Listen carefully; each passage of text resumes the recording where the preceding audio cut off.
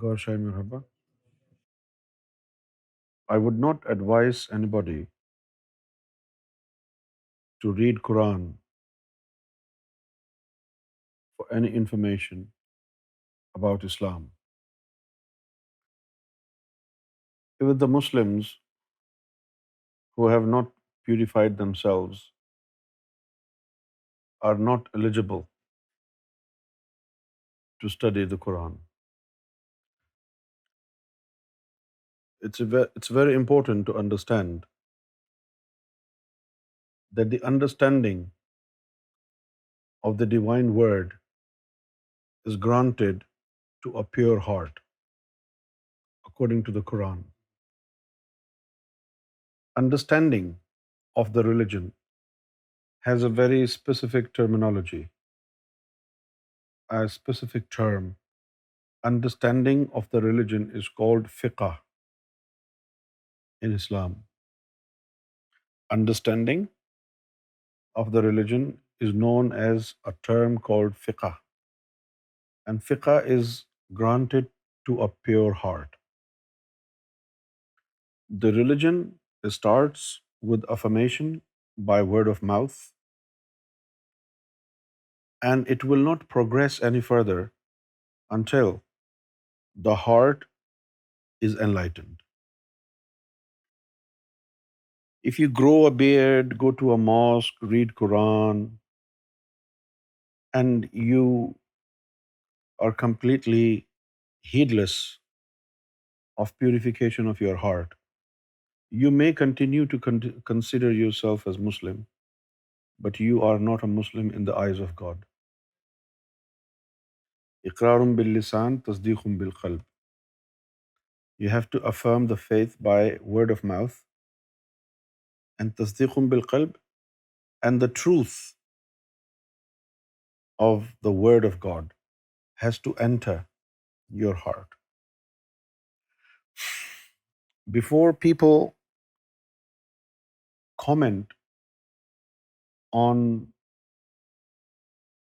the religion of Islam negatively or positively, they must understand that Islam has been rarely practiced the way it was taught by Prophet Muhammad.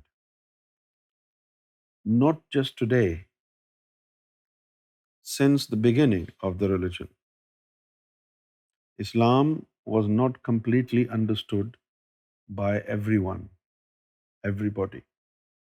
Only a small group of people were able to understand the religion of Islam and the message of Quran, and they were those who were successful in purifying and enlightening their hearts.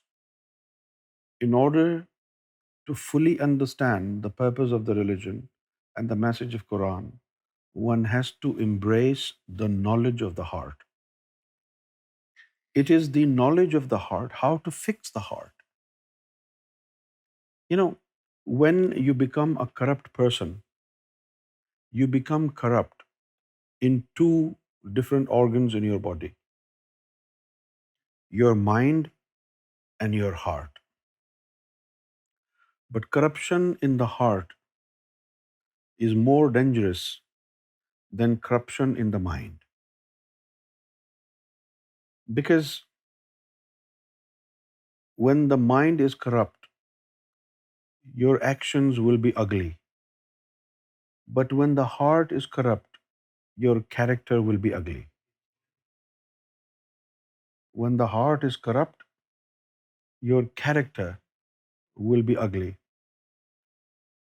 Now we can speak day and night arguing whether or not Islam is a religion of peace, whether or not Islam is a religion of violence, whether or not Quran is promoting violence or advocating peace.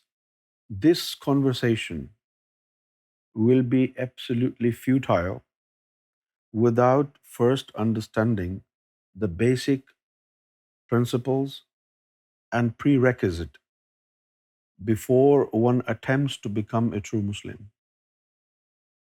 It is the knowledge of the heart which you must acquire in order to soften the heart and at the same time align your heart with the compassion of God. It is the knowledge of the heart which will soften the heart and connect you with God. And historically speaking, Muslims who confined themselves to the Sharia only, the religious law of Islam only, and they never bothered to learn the spiritual aspect of the religion, they were never good human beings and they were never good Muslims. And this is the case today. A overwhelming majority of Muslims are neither aware of the existence of the knowledge of spirituality, or even if somebody is aware that there is such knowledge as spirituality, their mind is so corrupt they don't want to accept it. As a result of which, they have taken the wrong meaning of the religion, and it appears as though they are warriors of God. It appears as though they are spreading Islam and they are serving the religion of Islam. However, in reality, they are obedient to their inner evil, and they are in a game of obtaining power and money, especially Saudis and ISIS and Taliban. It's all about politics, power, and money, leadership.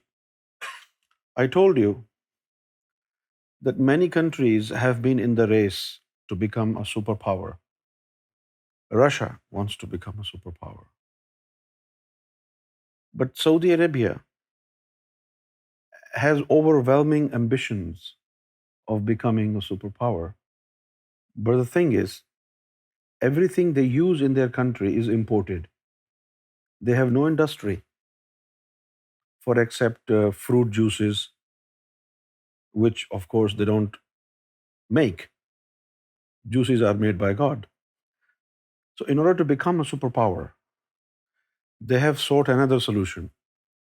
And this solution is export of terrorism, export of Wahhabi Islam. And you see, in every single country of the world, there are Wahhabis, and the world has become so volatile and vulnerable that anytime, anywhere in this world, they can do anything and create chaos and create fearsome environment and spread terror. You need a universal coalition which should combat the ideology of Wahhabism with academic credentials. You cannot win over these lunatic with ammunition, with power. You need to defeat the ideology of hatred. This is more important than anything else in combating terrorism. De-radicalization. De-radicalization is a process where you try to tell the terrorists that what they're doing is wrong and this is not what their religion teaches. But the thing is, how will you meet the terrorists and how will you convince them that you are wrong? They're holding a gun. So de-radicalization is a preventive strategy which should be aimed at benefiting the youth first. Whoever has become a terrorist, you cannot touch them, you cannot approach them. However, you can still put a stop on the supply of terrorists. How would you do that? You have to make a strategy whereby the government should come forward and, like, criminals who have spent their time in the prison, they come out and they go through a process of rehabilitation. In a similar way, there should be a spiritual rehabilitation center, right? Where people should be encouraged to come and listen to the Sufi understanding of Islam, to the original teachings of Islam, to the original message of the Quran. And people should be appointed to teach original Islam, who come from a Sufi background, who have knowledge, and not only knowledge, who have a spiritual authority. This is my message today.